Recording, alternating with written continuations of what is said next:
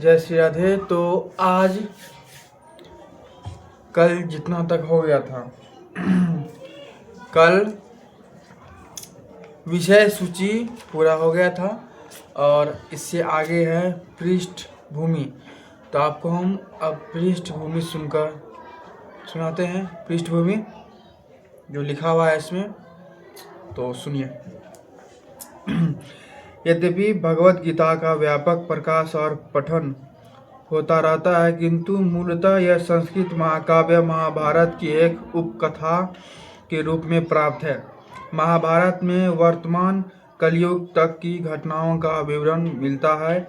इस युग में प्रारंभ में आज से लगभग कुछ वर्ष भगवान श्री कृष्ण ने अपने मित्र तथा भक्त अर्जुन को भगवत गीता का उपदेश दिया था। यह भी जानते हैं कि भगवत गीता का उपदेश अर्जुन को श्री कृष्ण ही दिए थे।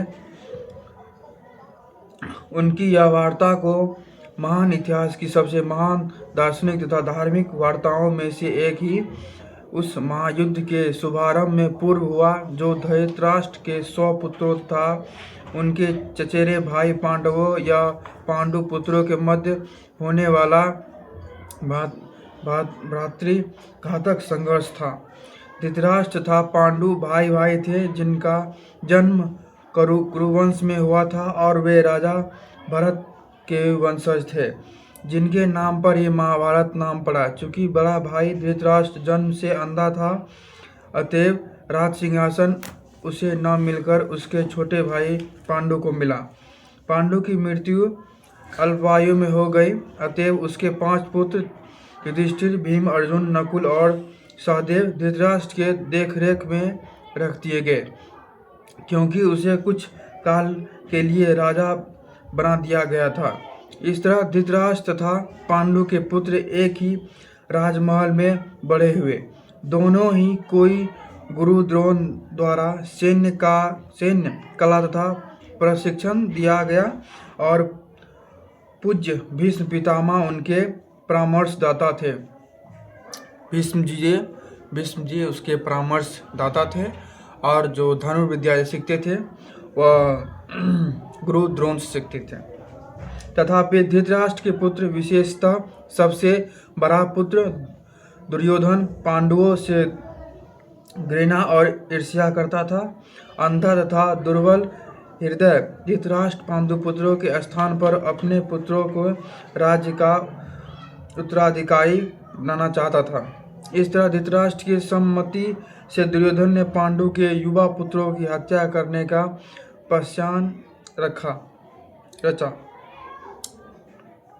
पांचों पांडु अपने चाचा विदुर तथा अपने ममेरे भाई भगवान कृष्ण के संरक्षण में रहने के कारण अनेक प्राणघातक आक्रमकों के बाद भी अपने प्राणों को सुरक्षित रख पाए।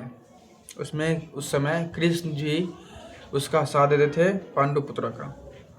भगवान कृष्ण को कोई सामान्य व्यक्ति नहीं थे, अपितु साक्षात परम ईश्वर हैं, जिन्होंने इस धराधाम में अवतार लिया था और अब एक समकालीन राजकुमार की भूमिका निभा रहे थे।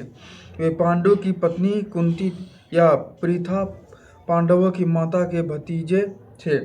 इस तरह संबंधी के रूप में तथा धर्म के शाश्वत पालन होने के कारण वे धृतराष्ट्र पांडुपुत्रों का पक्ष लेते रहे और उनकी रक्षा करते रहे। कृष्ण जी धर्म के रक्षक भी माने जाते हैं, जो धर्म के लिए सब कार्य करते थे। किंतु अनंतः चतुर दुर्योधन ने पांडवों को दूत क्रीड़ा के लिए ललकारा। उस निर्णायक स्पर्धा में दुर्योधन तथा उसके भाइयों ने पांडवों की सती पत्नी द्रौपदी पर अधिकार प्राप्त कर लिया और फिर उसे राजाओं तथा राजकुमारियों की सभा के मध्य निर्वस्त्र करने का प्रयास किया था। कृष्ण के दिव्य हस्तक्षेप से उनकी रक्षा हो सका। उस दूत क्रीड़ा में छल का प्रयोग के कारण पांडवों की हार हुई तथा उन्हें अपने राज्य से वंचित होना पड़ा और 13 वर्ष तक वनवास के लिए जाना पड़ा। वनवास से लौटकर पांडवों ने धर्म सम्मत विधि से दुर्योधन से अपना राज्य मांगा, किंतु उसने देने से इनकार कर दिया।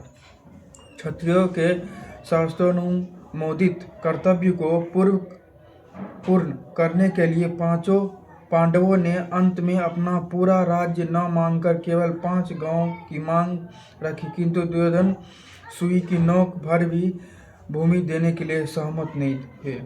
अभी तक तो पांडु सहनशील बने रहे, लेकिन अब उनके लिए युद्ध करना अवश्य भावी हो गया। विश्वंभर के राजकुमारों में से कुछ धृतराष्ट्र के पुत्रों के पक्ष में थे तो कुछ पांडवों के पक्ष में। उस समय कृष्ण स्वयं पांडु पुत्रों के संदेशवाहक बनकर शांति का संदेश लेकर धृतराष्ट्र की राजसभा में गए। जब उनकी याचना अस्वीकार हो गई तो युद्ध निश्चित था।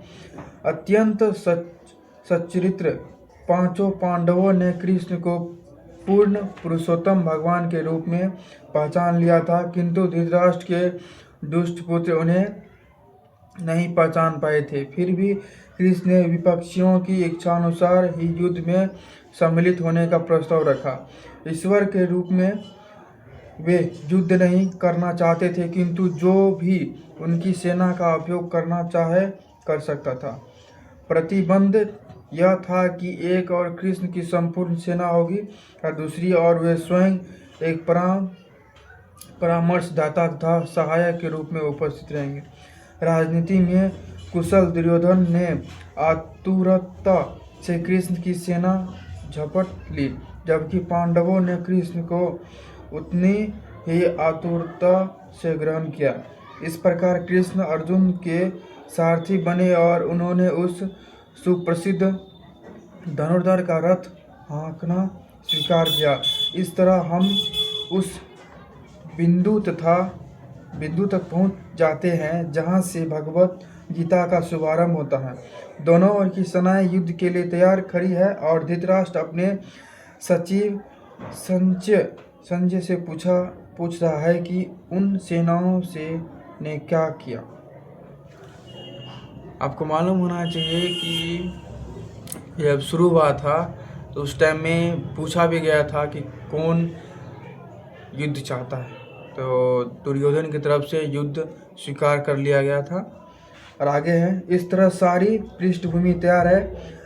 आवश्यक है कि केवल इस अनुवाद तथा भाष्य के विषय में संक्षिप्त टिप्पणी की।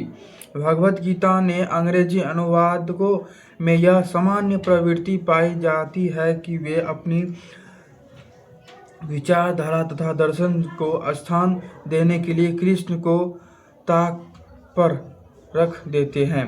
वे महाभारत के इतिहास को असंगत पौराणिक कथा मानते हैं तथा कृष्ण को किसी अज्ञात प्रतिभाशील व्यक्ति के विचारकों को पद्य रूप में प्रस्तुत करने का निमित्त बनाते हैं, अथवा श्रेष्ठतम परिस्थितियों में कृष्ण एक गौण ऐतिहासिक पुरुष बना दिए जाते हैं, किंतु साक्षात कृष्ण भगवान के लक्ष्य तथा विषय वस्तु दोनों है, जैसा कि गीता स्वयं अपने विषय में कहती है।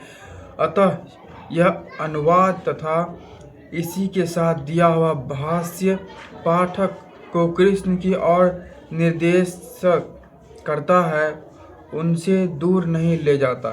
इस दृष्टि से भगवत गीता यथारूप अनुपम है तथा साथ ही इसका सबसे बड़ी विशेषता यह है कि इस तरह यह पूर्णतया ग्रहण तथा संगत बन जाती है। चूँकि गीता के वक्ता एवं उसी के साथ चरम लक्ष्य भी स्वयं कृष्ण है, अतएव यही एकमात्र ऐसा अनुवाद है जो इस महान शास्त्र को यथार्थ रूप में प्रस्तुत करता है।